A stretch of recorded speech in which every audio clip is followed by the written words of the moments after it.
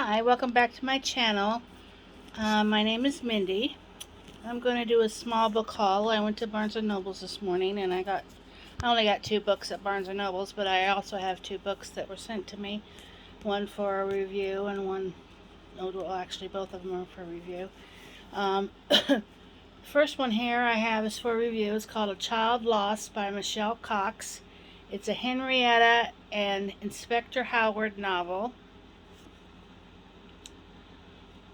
Library Journal says Henrietta and Clive are a sexy, endearing, and downright fun pair of sleuths.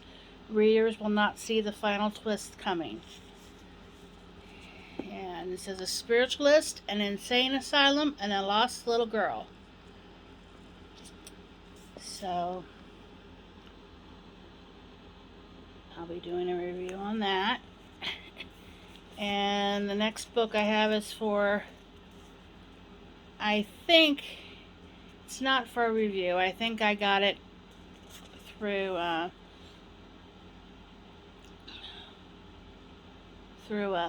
online, but it says Astrid Sees All by Natalie Standiford. A vivid portrait of a seedy, edgy, artsy, and seething New York City that will never exist again. I flew through these pages. That was Elizabeth Gilbert.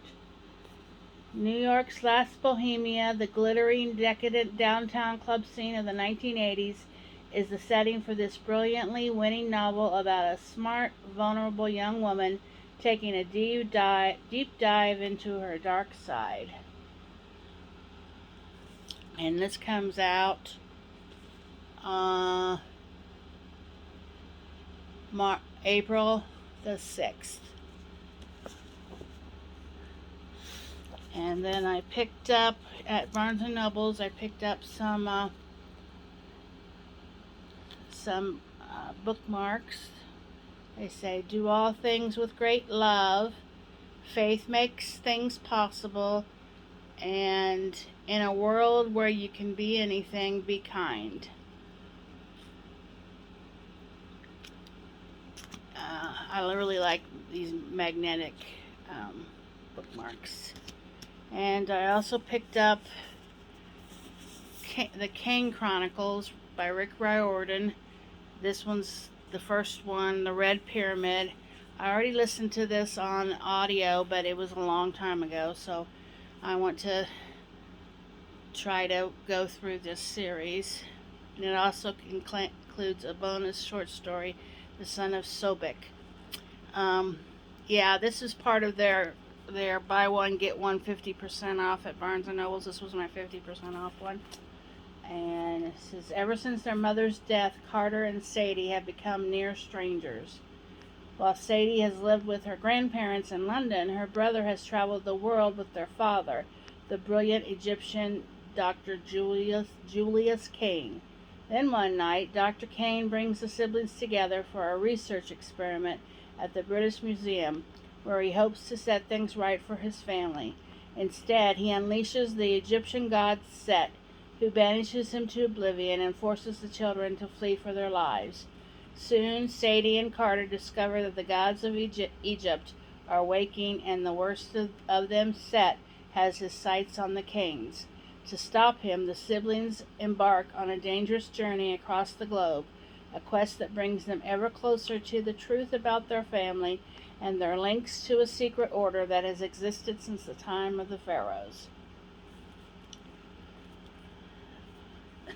And then the last book I have here, I have this on my Kindle, but I tend to not read books on my Kindle. For some reason, I really don't like to read off my Kindle, although I am reading Aurora Burning. Um, but I'm in a terrible reading slump. I don't know why, but I like read books halfway through and then I stop and pick up another one. But anyway, I have The House of the Cerulean Sea by T.J. Klune. And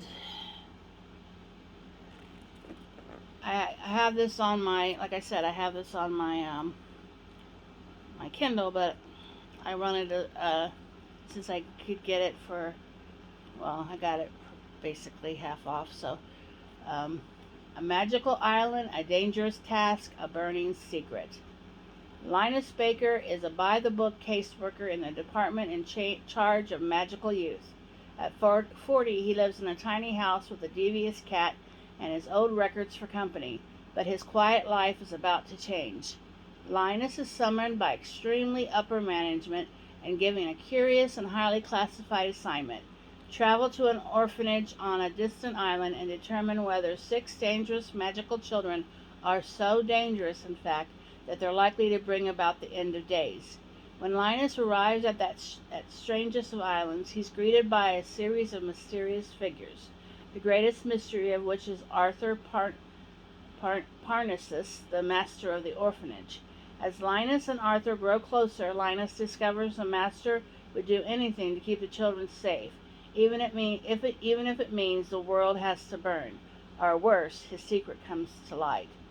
The House in the Cerulean Sea is an enchanting love story masterfully told about the profound experience of discovering an unlikely family in an unexpected place and realizing that that family is yours.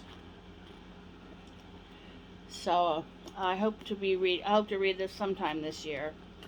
So, okay, well, those are the 4 books that I have for my book haul, and my currently reading book was a book that I read part way, and then I stopped and picked up another book. So this has been on my TBR, which is one of my goals for this year, is to read books that are on my TBR on my Goodreads. That read and try to get those. I have over 40 on there. So I have I'm reading Minding the Light by Suzanne Woods Fisher. And this is book 2 in the Nantucket Legacy. So, and I'm almost halfway through, so I hope to finish that this week. And my audiobook, I just started last night. I finished The Wicked King, I think it was. And this morning I started reading The Undead